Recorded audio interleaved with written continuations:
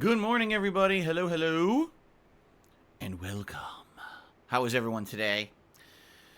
I welcome you all to a very exciting stream, ladies and gentlemen. Of course, this is the pre-stream, and undoubtedly over the course of the next hour or so, we will get more and more people jumping on the stream. But welcome to the premiere of Ratchet and Clank Rift Apart.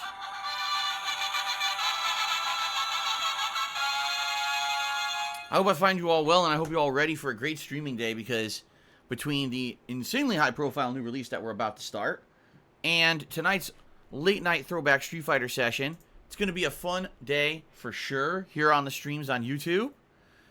And I welcome you all wholeheartedly. How's it going? Today is actually Friday the 11th of June, 2021. And I'm in full gear. I'm ready, man. I'm ready.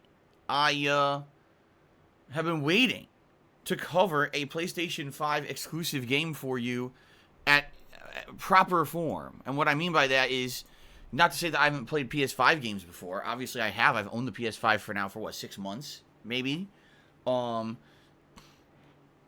quite sadly, being that I was streaming over on Twitch, I was always forced to stream at a quality that, quite frankly, did not really show off the potential of this console.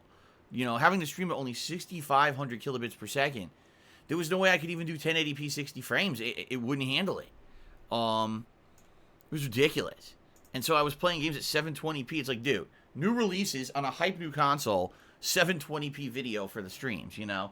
Now, admittedly, there's people who tune into the streams not for necessarily representation of the games or visual quality. You're here to chill with me and enjoy games in general, and I really appreciate that. But, you know, I have the capability of streaming at a better quality, and the fact that I had to nerf myself for 6 months was kind of annoying.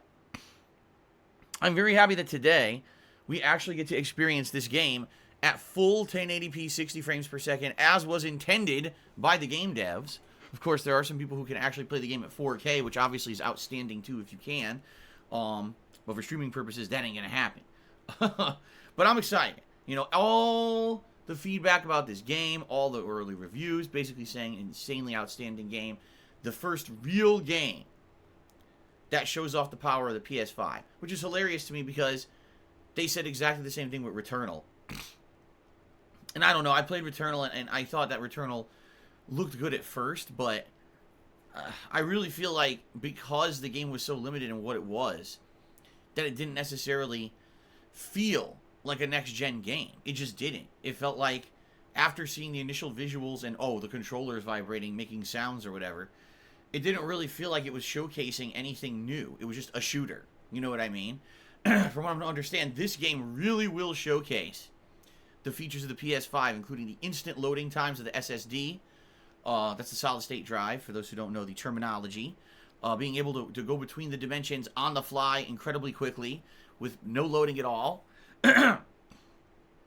Also, showing off the haptic feedback of the controller. Apparently, every weapon in the game has like a regular fire and alternate fire depending on how much you depress the triggers. That could be pretty interesting. Yeah, I'm excited. I want to see what happens, man. I hope the game really lives up to what people are saying. I've heard some people saying it's basically like insanely mind-numbingly, jaw-droppingly good. And I've seen some other people say, it's good, but it's one of those games that it's a shooter. It's Ratchet and Clank. If you played Ratchet and Clank before, you've kind of seen this already. And after you play it for about, 5 hours, you'll basically get the gist of it, and there's nothing else to really impress you. And then you kind of get bored because it's a little bit repetitive. So I guess we'll see for ourselves.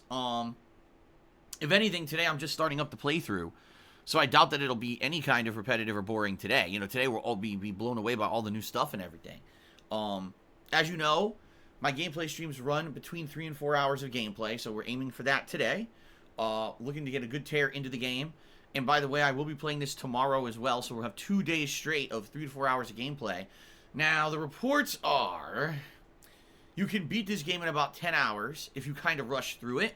If you take your time or if you die a bunch, maybe you could take upwards of maybe 13 hours. But apparently, it's just not a very long game. I guess it's one of those games that, okay, it blows you away, great graphics, great gameplay, but not super lengthy. All right?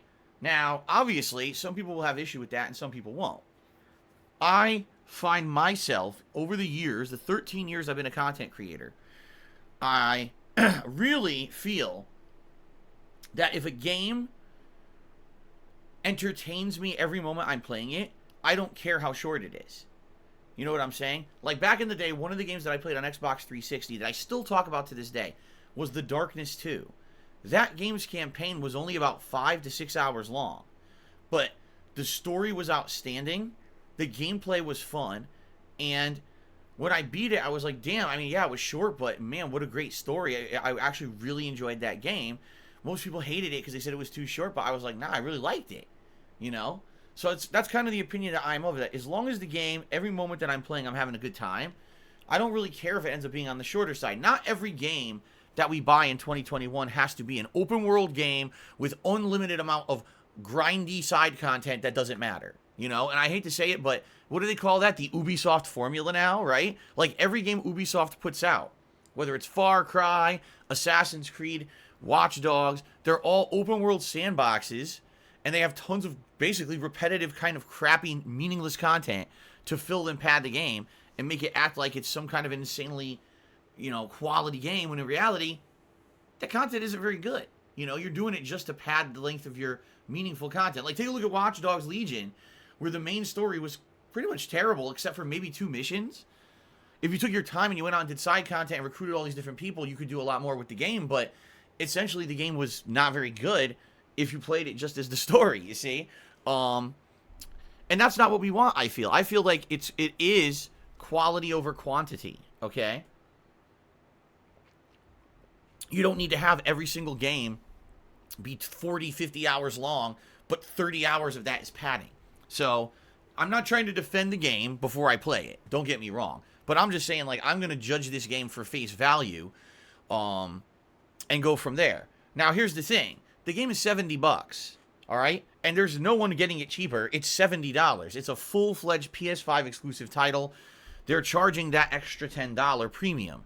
So what I'm hoping is, since this is a PS5 exclusive, that we get a feeling like it was worth it. You know what I mean? Like, okay, we spent an extra amount of money, but look at how cool and groundbreaking the game is, and it makes us feel as if it was worth that extra purchase. Because I'll be honest, a lot of these games, you know, they just feel like you're doing something you've already done before.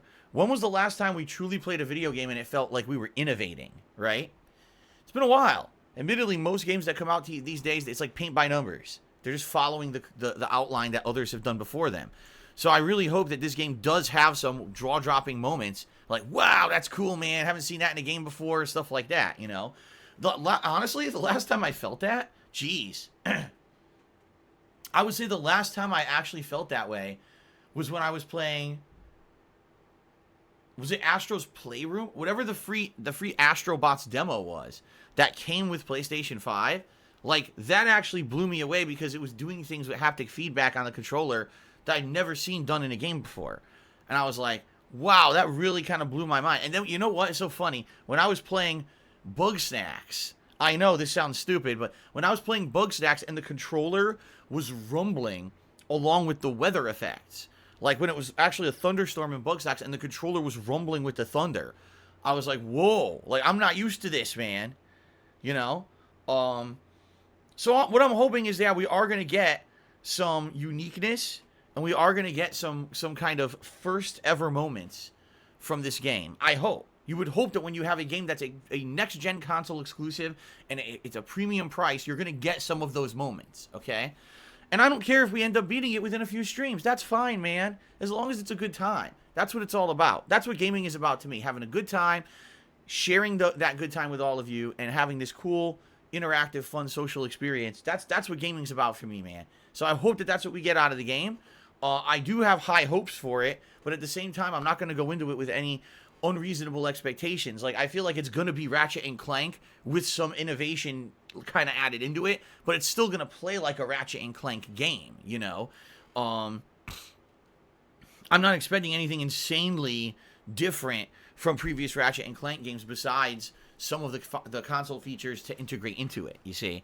So, we shall see. Let's see what happens. And go from there. I'm very excited. I am.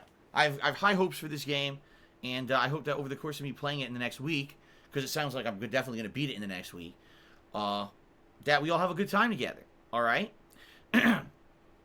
So good stuff. I know many of you are playing this game as well. So I know that many of you may be in here maybe for the premiere stream and maybe you'll dip. You know what I mean? Like right in the middle of the stream. Okay, that's as far as I got. I'm out of here. I understand that. Now, keep in mind, I record all this content. It gets uploaded immediately to this channel after I'm done broadcasting. So if you get to a certain point, you're like, okay, I don't want to watch the stream past this. This is where I am in the game.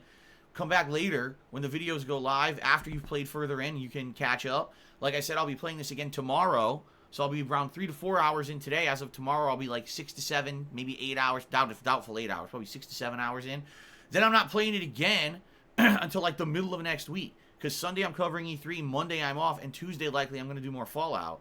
So I'm probably not playing this till like Wednesday of next week. So you'll have ample time to go and play it yourself and, you know, get through it and then come on back and check out the streams as I continue to play it over the course of the week, okay? Sound good? Speaking of which, I guess what we should do is go through the schedule. Shall we go through the schedule so you guys know what to expect? I guess it makes sense. So today, it is indeed Ratchet and Clank Rift Apart premiering. 3 to 4 hours of gameplay right now on the stream. And I'm very excited for that, of course. Thanks to everyone who will join me for this premiere special. Later tonight, it is my weekly throwback session of old school Street Fighter fun. 2 hours of old school fighting games starting at 6:45 p.m. Pacific time. Should be a great time. Usually you guys pick fighters for me to use, and you know, usually I'm able to teach you guys a little bit about the old school fighters. I get a lot of questions, and I try to educate people on how the old games worked. So that'll be a fun time. Tomorrow, more Ratchet and Clank, and then tomorrow night will be the continuation of my Danganronpa V3 playthrough on the late stream. Sunday, I'm actually covering some E3 stuff. So Sunday morning is going to be very different than my usual streams. Usually my stream would turn on at 10:45 a.m. Not going to happen on Sunday. Instead, it is the Microsoft and Bethesda co-press conference starting at 10 a.m. I will be here in the morning watching that live with you, okay? We'll be watching it live together. And as we watch it, I'll be taking copious notes. I'll be having a stream set up already, so there'll be a chat here on YouTube for all of us to sit in and talk while we watch that press conference together. We're going to do exactly the same thing at 12:15 p.m. Pacific time when the Square Enix press conference goes live on Sunday. I'll have a chat set here. We'll all be sitting in it, talking together, and I'll be taking notes. Now, when those conferences are done, I'm going to do my traditional annual recap and reactions streams. What that means is when they end, I'll go live on my stream. I will recap what we just saw and give you my reactions to them, telling you what I think is interesting, maybe what's not so interesting, etc.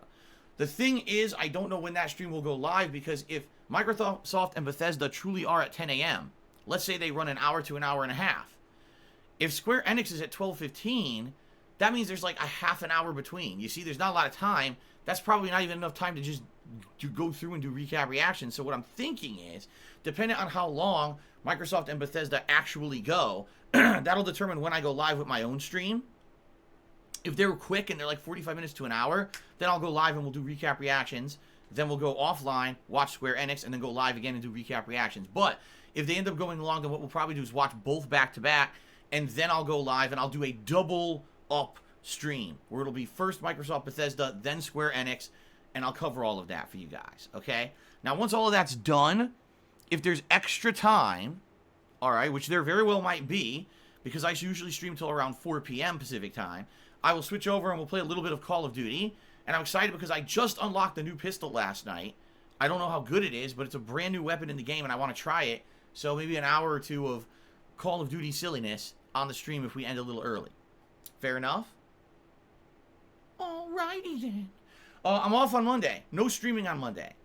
Alright? But I will return on Tuesday with Fallout New Vegas.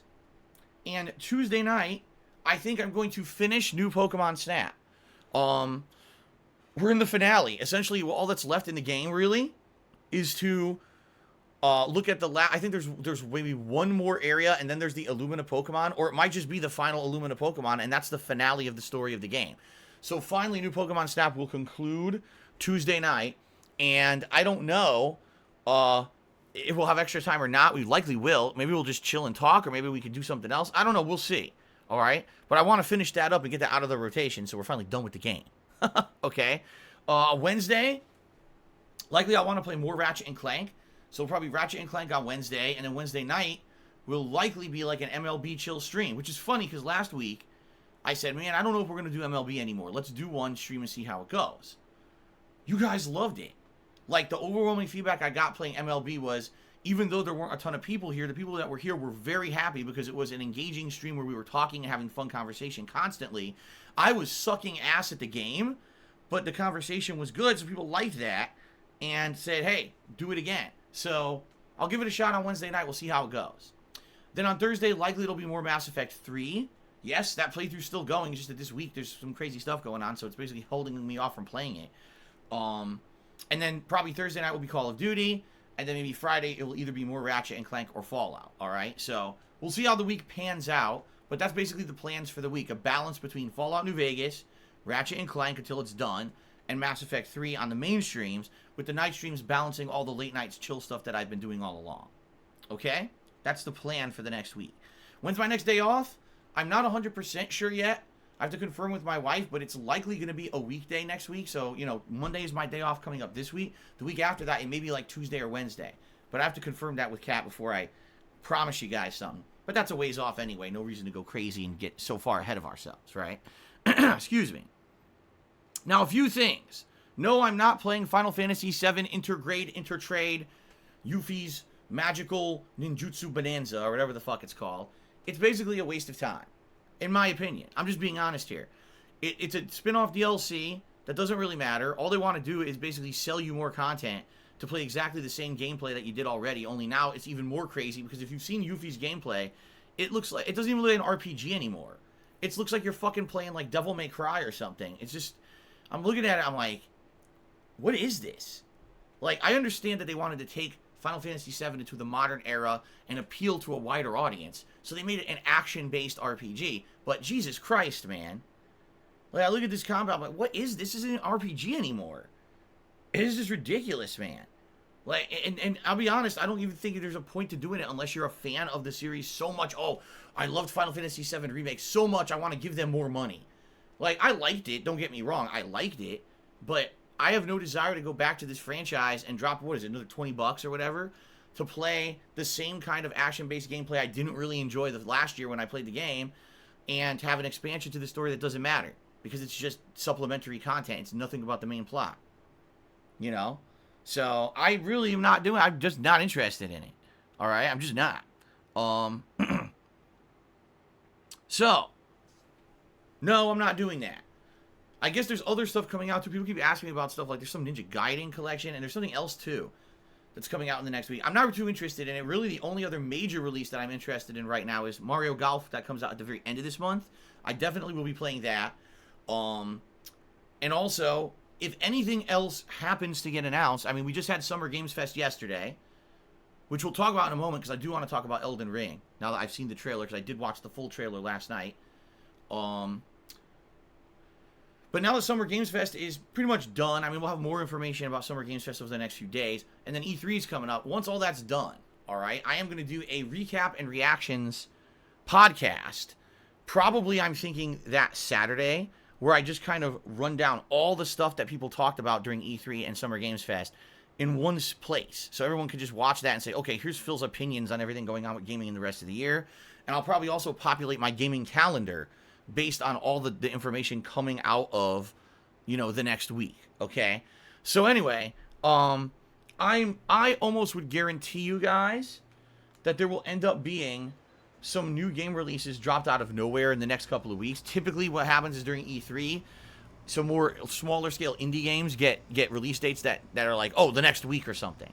So I almost guarantee you there will be stuff like that that I may be adding to my gameplay calendar. And of course, once E3 is over, now we'll have an idea of all the game release dates for the rest of the year. So once I do that podcast, I'll be able to sit down and say, here's what we're looking at for the gaming landscape and the gaming schedule for the rest of the year, and here's what I'm covering each month. We'll have a better idea of it, okay? So that's good stuff. So there's the deal. That's what's coming up in the next couple of weeks. I hope that sounds good to all of you. I hope you will join me here for the YouTube streams daily. So by the way, since many of you today who are attending this stream probably are just coming for the first time in a bit because you're interested in Ratchet and Clank as a new release. Some new improvements to the streams that have happened in just the last few days, guys. First of all, obviously, as you can see if you're watching, a lot of new pre-stream artwork, which is nice. Thank you to anyone who submitted any kind of pre-stream artwork for the streams. It's much appreciated. We have new animations for everything. So whether you tip, whether you become a member here on the channel, which is essentially the same as when you used to sub to Twitch, or if you do a super chat or super sticker.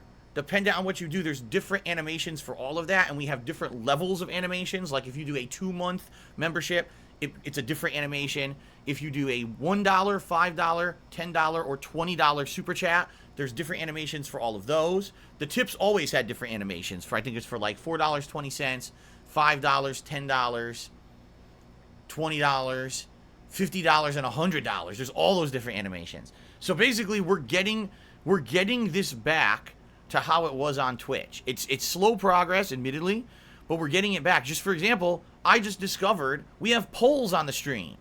It wasn't working previously. When I first started streaming on YouTube about a month ago, the polls didn't work at all. I would try to do it, and they would crap out and not work. Now they work fully. In fact, I will run a demo poll right now just for fun. Watch this. Watch this. I'm running a demo poll in the stream chat right now for those of you who are here live. Do you like polls? Yes or no? That's the poll. Now, here's the cool thing about polls on YouTube that are different from polls over on Twitch, okay? When I do a poll on YouTube, you don't see the results already. On Twitch, when I ran a poll, you could already see the voting results before you voted. Sadly, what would happen is this would become like a bandwagon mentality. People would look, oh, Phil wants to do a poll for the vest. Oh, look, the red vest is already in a landslide, so I might as well just vote for the red vest. You see? That's kind of stupid. On YouTube, that doesn't happen, right? On YouTube, you just vote for whatever you genuinely want first. And then the poll updates after you've voted, so there's no way you can't even be a bandwagon, which is cool. So anyway, right now, in this demo poll, do you like polls? 55% of people say yes, and 45% of people say no. Wow. Half of you hate polls. Half of you just don't like participating at all, huh? Yet you actually participated in this poll. That's interesting. So anyway, the way the polls also work here on YouTube is that I can end them whenever. There's no set ending where I can say, oh, run this for 10 minutes and then end. In this case, I just end it whenever I want. I control it fully. One of the other differences is, sadly, only I can do them. Like, moderators used to be able to run polls over on my Twitch, but now it's just me, which is fine. I mean, me maintaining overall control of the stream kind of makes sense. At the same time, it was nice to every once in a while have a moderator run something, especially when I was busy. Like, if you remember, sometimes I'd be very busy playing a game or whatever, and a moderator would throw out a fun poll, but it looks like it's just me doing it this time. Okay? So right now, actually up to 136 votes, and 57% of people like polls, and 43% don't. I'll leave that running for like another minute, and then I'll end the poll just to show you how it works. Okay? So this is good. We got polls back. That's excellent, because we used to use them all the time on Twitch for the vest stuff and other stuff too. And now we'll be able to do that again. Okay? In addition, if you don't know, I mean, I've only been talking about it for the last 3+ days, we have subscribers-only mode here on YouTube streams. So if you're just coming here for the first time in many weeks to watch Ratchet and Clank and it says you cannot chat, likely it's because you did not subscribe to the channel. All right? Now, subscribing is different from anything that you have to pay for. Subscribing is free. It's what you do on YouTube to follow a channel. All right? It used to be called following on Twitch. Here, it's called subscribing. Okay? Please subscribe if you want to chat. I have to leave this mode on indefinitely. Here's why. A month ago when I came to YouTube to stream, the trolls immediately realized how easy it was to troll a stream. They said, wow, on YouTube you can very quickly make a dummy account. It takes like 20 seconds to put in crappy information and make a dummy account that's an insulting name, or it's an account that can impersonate another viewer or chatter. And basically people did this to harass people. It was really messed up. And it went on for about 2 to 3 weeks of constant harassment of me and other viewers until finally YouTube gave me sub-only mode. I don't know why I was chosen, because not everyone who streams on YouTube gets it, but they gave it to me. And since then, we've been doing this for about 3.5 days now. The trolling has been dramatically reduced. It went from like 100 million% trolling down to like 5% trolling. Because the thing is, there's no way you can ever 100% get rid of trolling. It's just, there's no way you'll ever 100% stop it. But man, having the sub-only mode dramatically changed the streams and made them completely controllable. Now, you may say, well, Phil, now I'm on your stream and I don't see as much chat anymore as you had over on Twitch. You're right, because people have to sub. And a lot of people who are trolls don't want to sub. So you're not going to see trollish comments. You're not going to see people arguing and derailing the stream. What you're going to usually see is actual on-topic chat. For the first time in like 3 weeks, the chat is controllable. All right? By the way, shout out to Arid Lord. What's going on, sir? How you doing, man? Good to see you on the stream. You're right. I did not play Ratchet and Clank 3, did I? I never played it in the collection. Oops. One of those things I always said I would get to, and then people never really asked for, and I forgot about it. I don't think it's really going to matter anyway. I think this game seems like it'll probably be a good jumping in point for the franchise. So, anyway. Yeah. So, the truth of the matter is there less chat? Yes, there is. There's way less people chatting now than there were before. But the chat is actual people here who want to actually have a good time. They're here to positively discuss what's going on the streams, to hang out and chill and have a good one. Not to sit here and hate on people and crap on me and crap on other viewers and make stupid, toxic fucking memes and act like 4-year-olds. That's a major difference. I'm now looking at the chat. I'm like, wow, I can have a discussion with people. This is good. It's not just constant idiots. So I'm very happy that this chat has been able to improve over the last few days because of sub-only mode. Okay? By the way, let me end the poll now, because like I said, these polls manually need to be ended, so I'll end it. 190 people voted, and it was majority of people say, we like polls. So that's good to know. I will use polls from time to time here on the streams on YouTube. I'm glad that these polls are working now. It's just another fun tool. So yeah, if you're not subscribed to the channel, welcome to the stream. Sorry you can't chat. We do have a 24-hour sub-only mode on the streams. So if you want to chat tomorrow, when I'm streaming this again, subscribe now. And then the 24 hours will pass, and tomorrow you can join in the discussion as I continue to play Ratchet and Clank tomorrow. And I apologize for those who didn't know this was a thing. I tried to make it as vocally known as possible over the last week. I talked about it on Twitter. I talked about it here on my streams. But it is what it is. I know some people were going to be coming here today just to watch Ratchet and Clank who haven't been here in a while. And I apologize if this is like, oh, blindsided me, right? Swaggins is asking, how many choices can we have in YouTube polls? 4. So on Twitch polls, you could have, what, 5? On YouTube polls, you can have 4. So it's 1 less, but it's not that big of a deal. What we'll have to do, like I said, is when we're doing like a vest poll, I'll have to do the 4 vests that make sense for that day. Like today, I'm wearing a black shirt. So arguably, I would say today, probably lighter color vests. Like probably today would be beige, platinum, denim, and gray would probably be the 4 vests that would stand out more today. So those would be the 4 that I would put into the poll, you see? There you go. And of course, if I had just worn a vest previously, I won't have that one in the poll. So that's how we'll do it. Now, in addition to everything I just mentioned, that's a stream improvement, I have another improvement. I finally got a queue here on my laptop where I can see all of your contributions via becoming either a member of the channel or super chats. I didn't have this for like 3 weeks. I couldn't figure it out, and then I finally figured out how to do it. So now if you do a super chat or you become a channel member, even if I don't catch your contribution immediately when it comes in, I can read it off when I get a chance, just like I do with tips. So this is exactly how it used to be on Twitch, only now I'm basically finally getting up to speed here on YouTube. So if you really think about it, what's different about YouTube streaming than Twitch streaming? Well, number one, there's no channel points yet. And I say yet because apparently there are ways you can implement it by bringing in bots, whether it's Nightbot does it or I have another third-party bot through Stream Elements that can do it. And I'm going to look into that. I do promise you that I will look into a channel point system. I figured we got to get all the other stuff in place first, but I liked having that channel point system over on Twitch. It incentivized people to actually watch the streams, and it made it fun. So I'd like to re-implement something like that, and I'll let you know when I'm looking into that to do it in the near future. That's definitely one change that something we lost that I'd like to get back. By the way, shout out to Dead Iron, who just became a new member of the stream. You should get a pop-up message here any moment. Sadly, YouTube, this is one thing, YouTube, it's delayed. Anything that you do with memberships or super chats, YouTube is delayed. It doesn't send the data out immediately. On Twitch, it usually was instantaneous. Here, it's like 30-second or more delay. So there it is, see? You have to wait for it to pop up. Now, that's a nice animation. Look at that. Good stuff. So thank you very much, Dead Iron, for becoming a channel member. So that's one definite change. We don't have channel points. That sucks. I'd like to get channel points back for sure. Moderators, you know, have some things that are missing. For example, we don't have the ability to click on someone's name and see their chat history.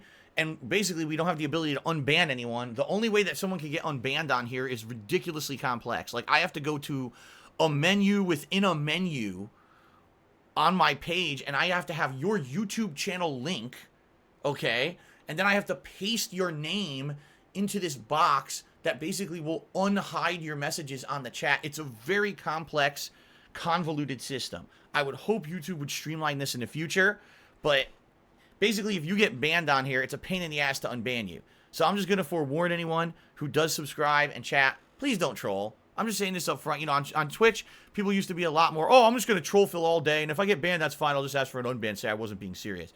Please don't do that. It's so much of a pain in the ass to get someone unbanned on here, and I don't want to have to jump through hoops. I don't want to have to ban anyone anyway. So please just don't act like an idiot, okay?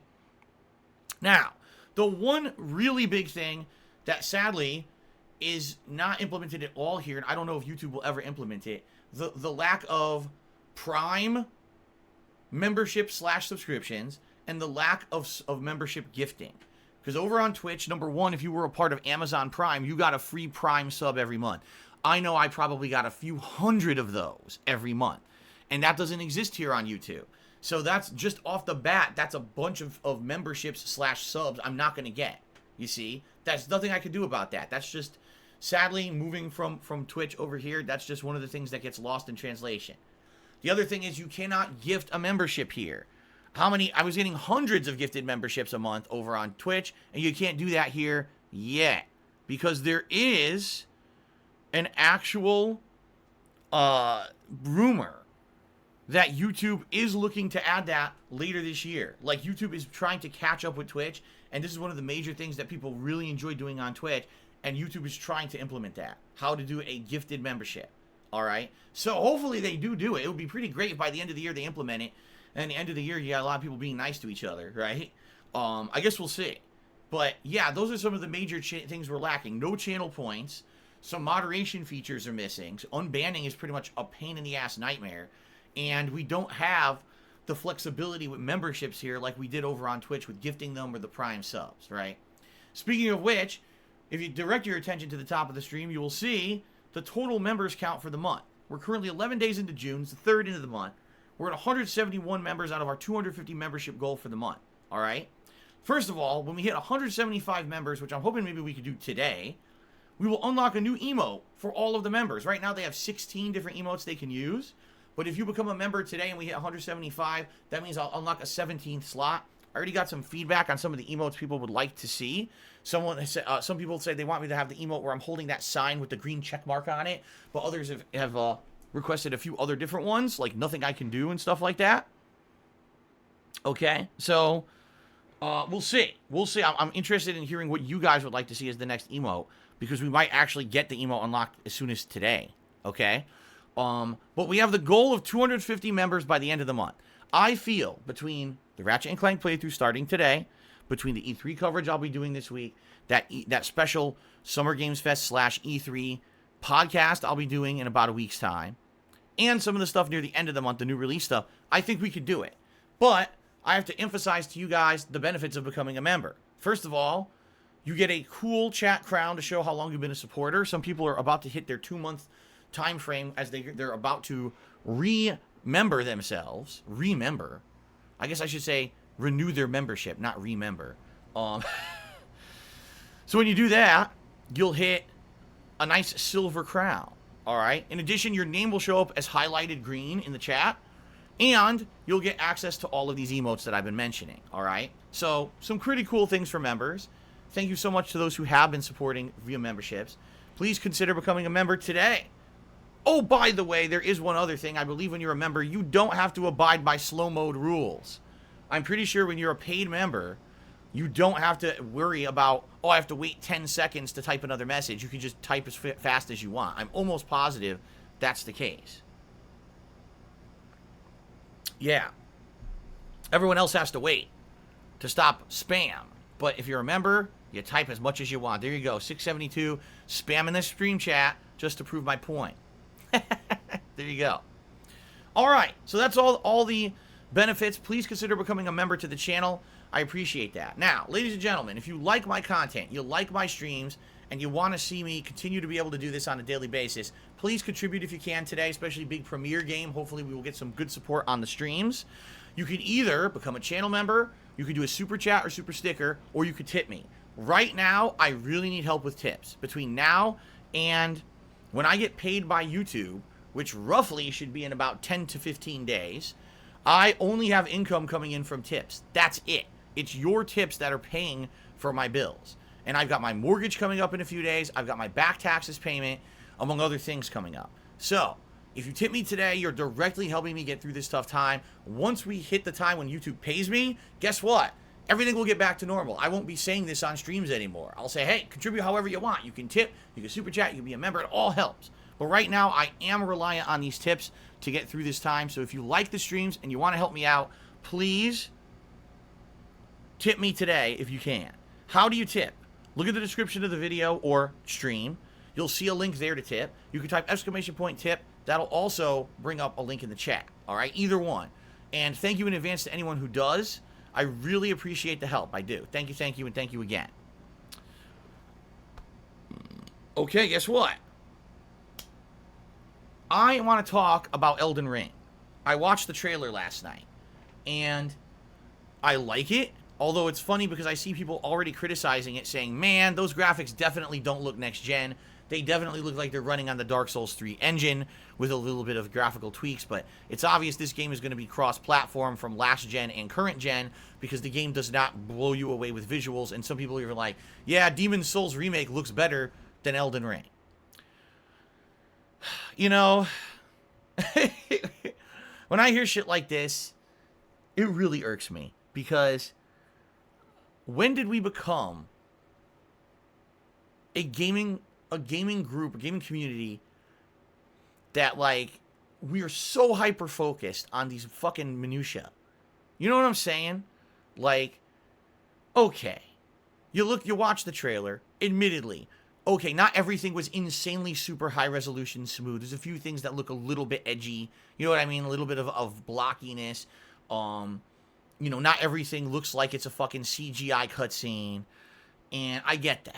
All right, I get that. You're right. It looks like Dark Souls 3 running on like a PS4 Pro. Is that so bad, though? Like, I thought the graphics of the games we've been playing recently were quite outstanding. I even said, you know, at this point, since everything's almost photorealistic, how much further can we really push everything, you know? And you got to understand, I'm happy they decided to make it cross-gen because so many people want to get a PlayStation 5 and cannot. And it's not fair to them, people who legitimately want to get the next console, they cannot get it. Why should they have to not enjoy a game? That's bullshit. This is a unique situation between the coronavirus, between scalpers. We've never had this worldwide situation before when it comes to console gaming. It's a unique situation, and I think that we all need to sit back and say, all right, exception to the rule. If the game isn't the best cutting-edge graphics we've ever seen, we'll forgive it because it's a good new game from Software. All right? I'm sorry, you know, I just hate people who are just so nitpicky about that shit. It was like, they just disregarded the entire trailer that came out yesterday and said, oh, the graphics don't look that good. Oh, my God. Why even play video games? Just sit there and watch CGI cutscenes of games all day, if that's what you're worried about, right? But anyway, all right. My take on the Elden Ring trailer. All right? I'll be honest with you, I really enjoyed it. But I'll also be honest with you, it's Dark Souls. Like, when you're watching this trailer, you're like, okay, the bosses look like Dark Souls. The world design is very gothic, just like Dark Souls. They're talking in the cutscenes, and they're like, the tarnished must rise, and they must quench the flames of the evil. It's like, that's exactly like the plot of Dark Souls. You know? It's just like Dark Souls, man. You know what I mean? And it's like, listen, I'm not complaining. I love Dark Souls. I told you guys, I absolutely loved Dark Souls way more than Sekiro. From Software went in a completely different direction a couple years ago, and I liked Sekiro, but I wasn't in love with it. I like the art direction of Dark Souls. I like big, creepy, motherfucking monsters. I like gory combat. I like horror. This is cool to me. I'm okay with a game that's like Dark Souls. What it does innovate in is that there's a horse that you ride, and it looks like there's not only horse traversal, but there's going to be horse gameplay. There's even, it looks to be, entire boss fights where you're going to have to ride this horse to win the boss fight. You're not going to be able to hit the enemies if you're on foot. That's kind of cool. Now, how well implemented will the horse gameplay be? I don't know. Especially if this ends up being a combat engine. Like Dark Souls has a lot of delay. Like, innately built into the gameplay engine of Dark Souls is this delay. You press the button, your guy doesn't attack right away. It's meant to have a, how do you say? It's part of the game. It's part of the gameplay mechanics of the game. Depending on the build you make, depending on the weapons you're using, the weight of the equipment, it slows you down, right? But in this trailer, I see a lot of fast action. So I'm wondering if when you ride the horse, if maybe that's not a big deal. You know, and I've said this over the years, that Nioh, a franchise that tries to emulate Dark Souls, has instantaneous reactions when you press the button. Boom. Counter. Boom. Parry. You're doing combos immediately. The second you press the button, your character reacts. Not so in Dark Souls, right? So if you're on this horse, I hope it's not sluggish. Seriously, I hope you're not riding a horse and it feels like you're riding through molasses to do stuff. I hope not, you know. But you don't know. You know, we have no idea yet. No one's had hands-on with this game yet, so no one can say a damn word about it yet. All I can say is, it looks to me like it's Dark Souls and some new gameplay elements tossed in, and I'm okay with that. If this entire game plays like Dark Souls with a few new gameplay elements, I'm happy with that. I told you guys the entire time I was playing Sekiro, man, I wish I was playing Dark Souls, you know? So, and hey, hopefully this game will have multiple builds. You'll be able to do different kinds of builds and things that would make it unique and interesting. So that way, unlike Sekiro, where once you've beaten the game, you feel like you've kind of done everything, in this game, you'll go back and play it time after time after time. You know what I mean? I think that would be really cool, to go back and do the different build runs and everything that was kind of missing from Sekiro. Alright? But you know, one thing that I will say, I wish, because this game is so similar to Dark Souls, I actually wish that, like, From Software would come out and be like, so, just so you know, Elden Ring actually is in the same universe as Dark Souls. It's just a different time period or something. So it links to the plot somehow. Like, it would be cool if there were some references to Dark Souls in the game to say it actually is the same world. It's just a completely different time frame or something, and therefore we're calling it different because it's going to have different gameplay elements, but it really is the same, you know, lore. I think that would actually be neat.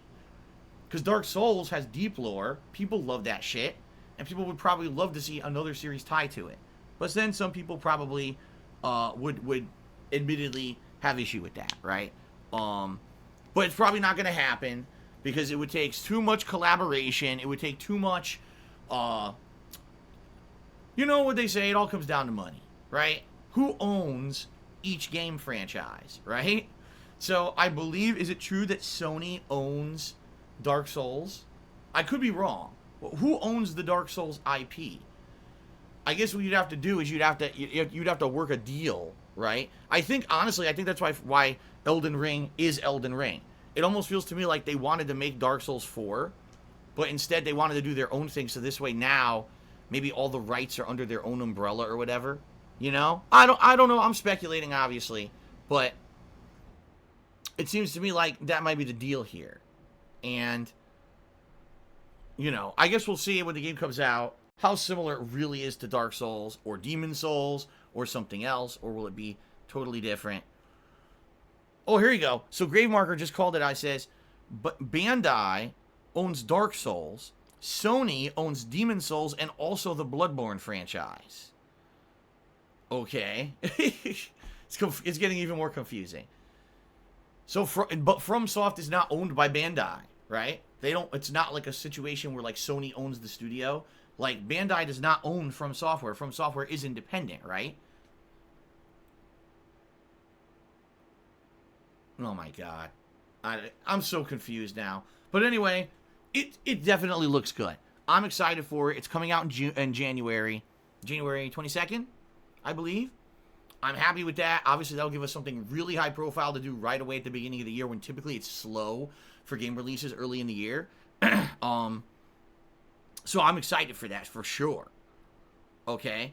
So by the way, a lot of other news is coming out this morning. I don't know how many of you are following gaming news today. One of the big announcements that came out today that kind of blew my head.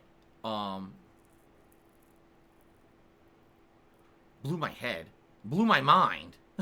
Blew my head. That's not exactly what I wanted to say. So, how many of you... Let me see if I can find the story because I can't remember the guy's name. Hold on a second here. Get me out of this bullshit. Get me to where I want to be.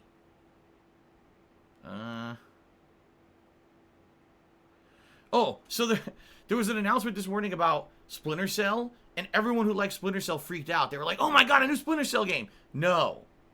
Splinter Cell is going to be an anime on Netflix. And everyone's like, what the fuck? Are you shitting me? We've been wanting a Splinter Cell game for like fucking 10 years. You can't make another one, but you make a fucking anime instead? Like, people are freaking out so pissed. They're like, come on, man. It's fucking lame bullshit.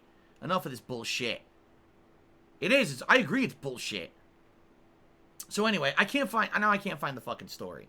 But the actor who played one of the major characters in Horizon Zero Dawn. Remember, he was the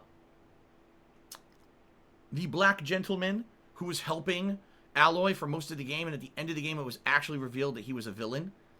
Right? Remember? I can't remember the actor's name. I actually know him because I used to watch the show Fringe, and he was one of the main characters of the television show Fringe. So he has been cast in a role that is causing controversy. His name was Sirens in the game? Okay, thank you, Eternal Napalm. His name was Sirens in Horizon Zero Dawn. Yes, Lance Reddick. Thank you, guys. I had the story up and I lost it. I lost his name. Lance Reddick. So I want to say this before I even say a word about the news about Lance Reddick this morning. I think he's an outstanding actor. He has a really deep, charismatic voice. When he talks, like, he's really convincing in any role. He just has that natural charisma and a look to him that, like, he's almost like an ominous person. You know what I mean? Like, he really fits the role of, like, the ominous guy who's behind the scenes controlling things. Whenever I see this guy acting, that's the kind of vibe I get from him. And I really liked his work on Fringe, and I really liked his work in Horizon Zero Dawn. Okay? By the way, he was also in, Quantum Leap? No, not Quantum Leap. That's a fucking television show. The game from the makers of Control. The one that was before Control. He was a main character. Quantum Break. Thank you. He was the main character in Quantum Break, and he was good in that too. Even though the game sucked, he was really good in that too. All right. So why am I bringing up Lance Reddick? Because this morning it was revealed Lance Reddick has been cast as Albert Wesker in the Resident Evil television series that will be on Netflix.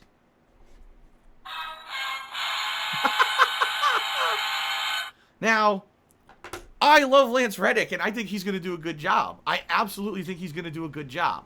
But, oh my god, the internet has exploded. Albert Wesker's black? What?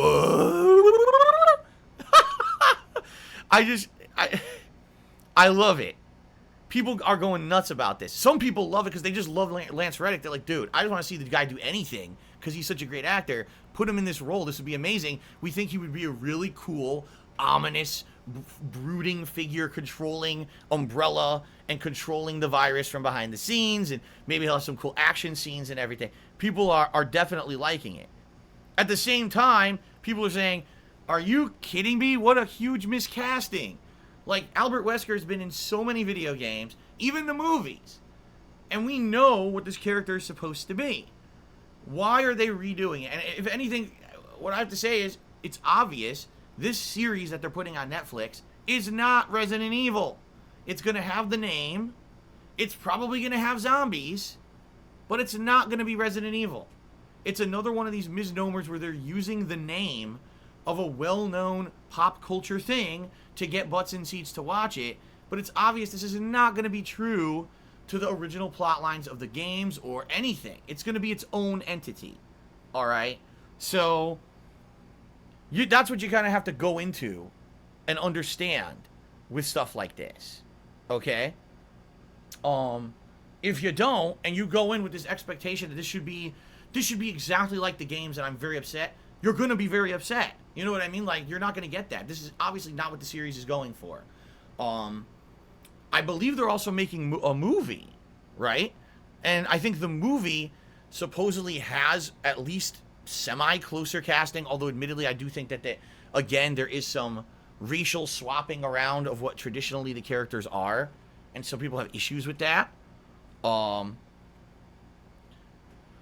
it is a lot of people just have issue with a character who traditionally was one race now being a different race. They just have issue with that.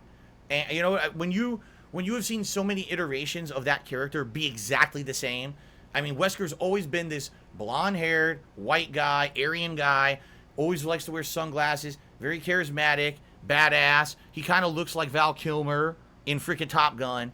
And they've never really changed that over the years. If you look at every game he's been in, and the movies too, he's always been that. So now that they're finally changing that up, people have issue. And I understand that. But again, my attitude is, fine, you have right to initially have a shock reaction if you think, oh my god, it's a big deal. But understand then that this series is not what you're looking for. If you're looking for something that's true to everything that's happened in the gaming franchise, this is not your cup of tea. This is not what you're looking for. Don't skip it. You know, don't sit on there and crap on it. Because I can almost guarantee you that Lance Reddick will nail this role. He will do an outstanding job because he's a great actor. That's why I'm actually happy for him that he landed this role where he's going to get some more prominent work. But at the same time, you know, I can understand why people are like, oh, that's not what the character's supposed to be. All right, I get it, but then don't watch it. Do something else, you know? The thing is, we already had a whole movie series on Resident Evil. That wasn't the games. Take a look at the fucking Resident Evil movies and tell me those are about the games. I mean, come on now. Talk about the most loosest translation of some kind of source material, right? Like, bullshit. There's no way you can argue that that's the games. So, you know what I mean? It's okay to say it's different. And, you know, don't just sit there and crap on it for the sake of crapping on it. If it's bad, by the way, if it's bad, then crap on it. If it actually is bad when it comes out and you think it's terrible, you have a right to criticize it. But don't crap on it before it's even out just because of a casting choice. All right? I just see it as a different entity, see it as its own unique thing, and judge it on that, and then we'll see what happens when it actually releases. Okay? Fair enough? Okay. Ladies and gentlemen, that's about all I have to talk about, and we have no contributions so far today, besides the one membership. So I have nothing to shout out at all on the stream. So I guess what we'll do is take a break. I'll use the restroom, and then when I come back, we'll get set up here. We'll jump into Ratchet and Clank. We'll see exactly what it is. I'm excited, obviously. Big new release day. Big stream, big hype feel, right? And go from there. Okay? All right. I will take a brief break. I'll see you all in a few minutes. I recommend during this break you grab a drink, a snack, use the restroom yourselves, do whatever it is you need to do. And I shall return shortly with the premiere of Ratchet and Clank Rift Apart. Sound good? All right. I'll see you all in a few minutes. Thanks.